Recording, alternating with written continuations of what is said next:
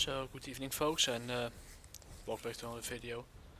Before we start this video, first I recommend you to read at least Kamen America Volume 1 to 4, so the first omnibus, and Soulfinder Issue 1 to 3.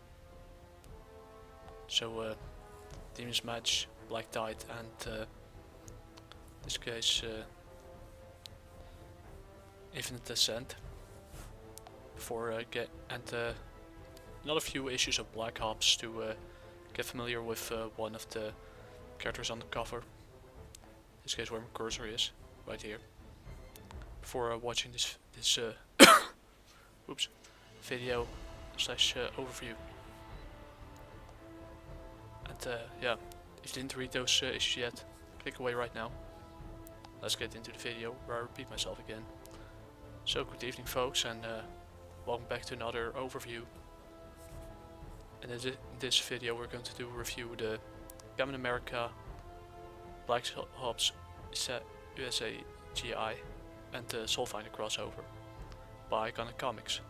For those of you who don't know how to do these types of videos, I usually go. It's pretty similar to what I do with the Tales from the Past series and my general overviews of let's say other indie comics. In this case, an indie comic with manga elements. It's kind of an in-between between let's say Kamen America Volume 4 and let's say 5, or at least 5/4, or 4, 5, and 6. I think somewhere in that trend, at least between 4 and 6 to bridge a gap, especially when you after you read the 5th volume. And yeah, I go to who the team is. Pretty simple. I discuss the team, who the writer is, who did the art, who is the editor, the synopsis of course, and after which I give the good, bad and the ugly, and yeah, give a score that goes from yeah, let's say 1 out of 100, or at least 10 out of 100, that's 1 out of 10, till 1 out of 100, that's 10 out of 10. Pretty much yeah, pretty old school rating. And of course there might be some things that you might disagree with me about. If that's the case, no problem, that's totally fine.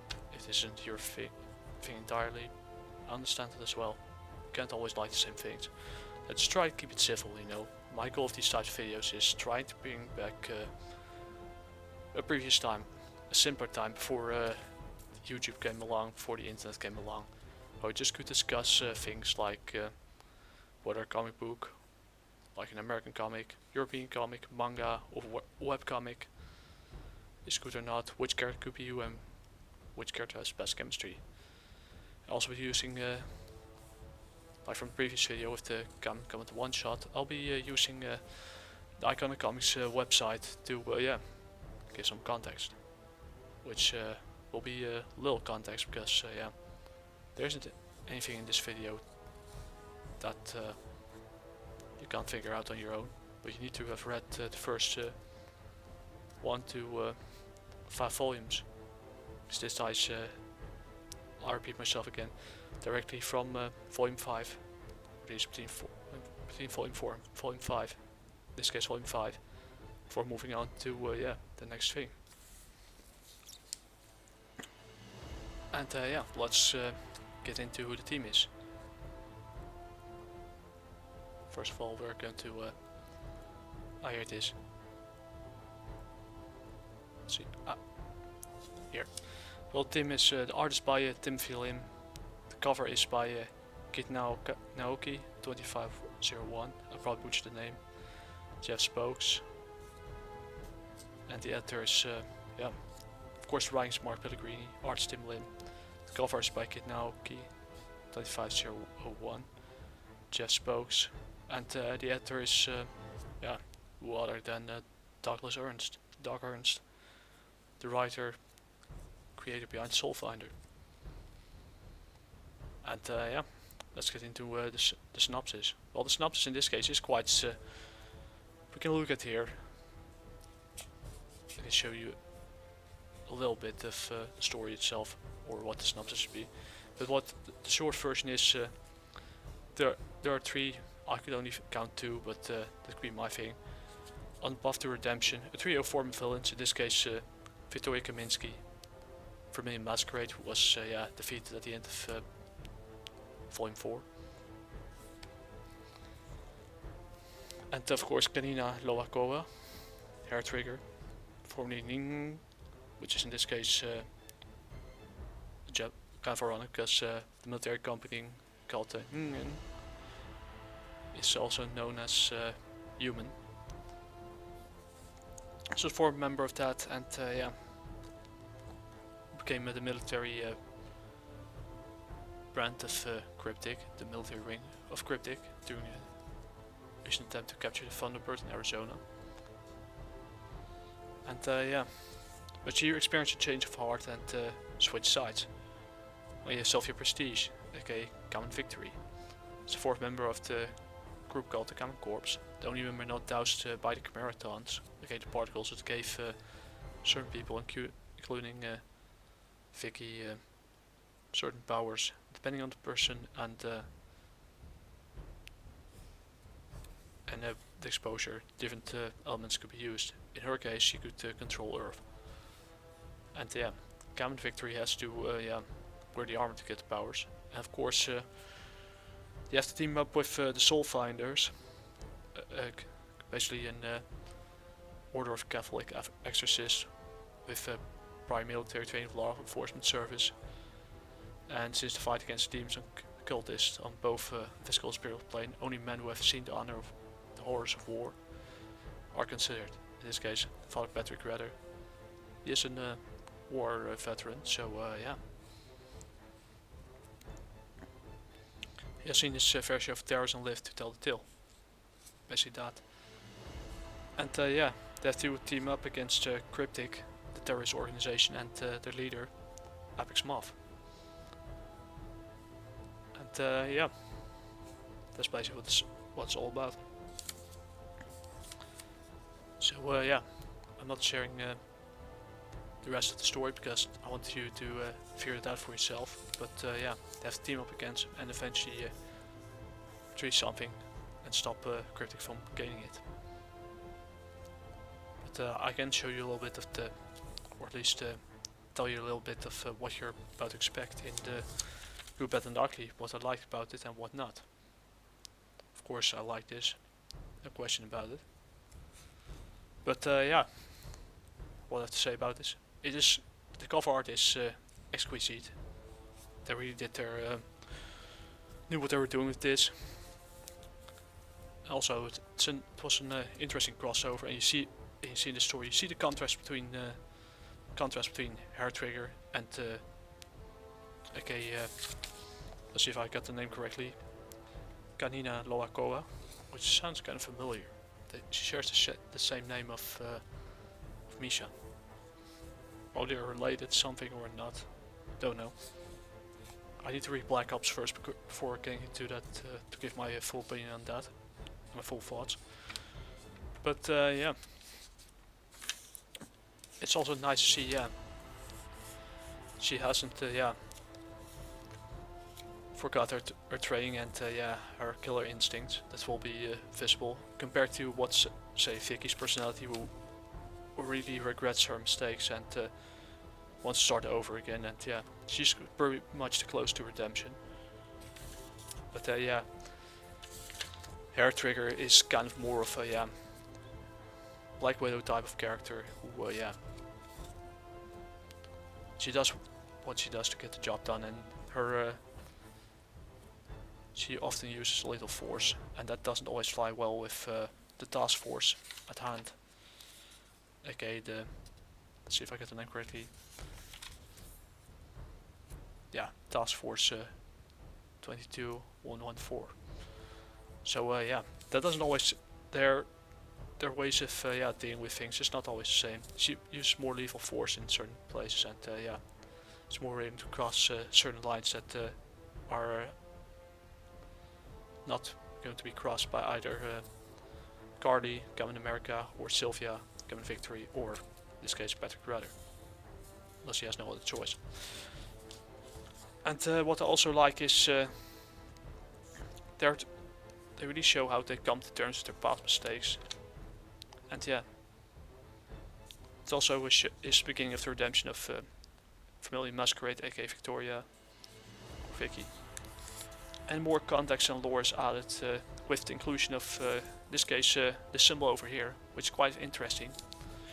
I did some background check for that, because this is known as Chido. It's known as, also known as, in other words, as a Krisamon. Something in that trend. It's an kind of a symbol that dates back to the days of or at least the latter years of the Roman Empire, after it got split in two parts for the first time. The western part, Rome, and the eastern part, Constantinople, which later became Istanbul after the Ottomans entered through the gate by a really stupid mistake. But different story, I digress. But this dates back to the Battle of the Milvian Bridge. According to Christian chroniclers, Constantine witnessed this symbol in the sky after God sent him, according to the chroniclers, sent him a message to to come to his aid, or to send him a sign that if he wants to defeat his enemy, this is the only way to do it. So he painted this symbol, Chrysamon, or I probably butchered the name, or the Shiro, which is the Greek letters of Christos, to deviate from Greek. They paint on their armor, on their shields, their weapons, yada yada. And eventually they defeated the enemy, pretty much. So it's nice to add a little context to it. And it's a nice in between Kamen America Volume 4 and 5 to connect with Soulfinder Black Ops and go immediately into 6. Which brings me back to the only weak point is it's pretty much an in-between issue to understand what happened between the events of let's say after Volume 4 and after the events of Volume 5 in the epilogue. But to understand everything, you need to read at least Kamen America Volume 1, 2, 4 and 5 and Soulfinder Demon's Match, so 1, Black Tide 2 and 3 to understand the full story and the events going on in the background. But in the case of Black Ops, it is optional, not much is needed, but it's interesting to see her personality, how she differs from Victoria Kaminski, aka Vermillion Masquerade, who later becomes another character. But that will be discussed in another volume that you need to figure out for yourself. So back to the final verdict. I still like this in-between issue.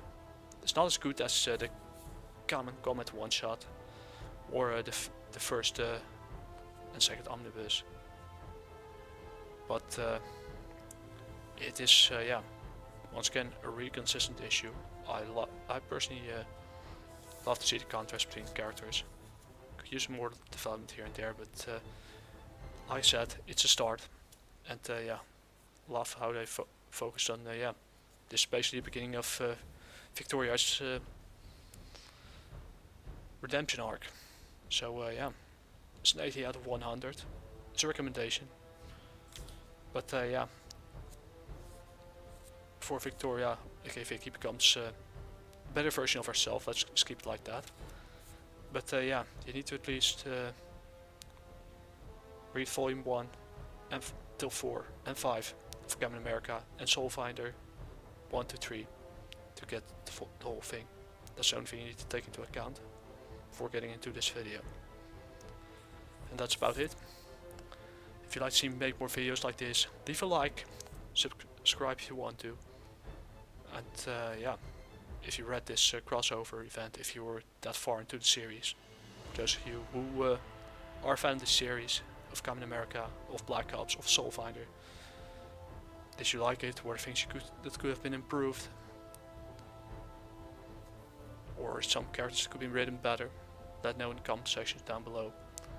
And if you'd like to see what I created with my hardworking friend, Joe War Issue 1 and 2 are available on Global Comics, where you can read in the traditional and vertical scrolling format and get yourself print ready PDFs for $2 each. Or you can go to Gumroad on the website, on the official website, where you can get both the digital version with a CBR file for €2 each, and you could go for the physical edition for €8. But the shipping cost is something I can't control, so my apologies in advance. Anyways, hope you like this short overview. I didn't show everything because I want people to think for themselves and to figure out for themselves where everything is going and whether it's something they like or not. I'll leave that to you, to your interpretation. I'm going to drink my last cup of tea, and after this you probably know why I picked this particular soundtrack by Alexander Nakadara. Especially after learning about this Shido. Okay, the Kisamon over there. I thought it was kind of fitting. Anyways, see you in the next one. じゃあね。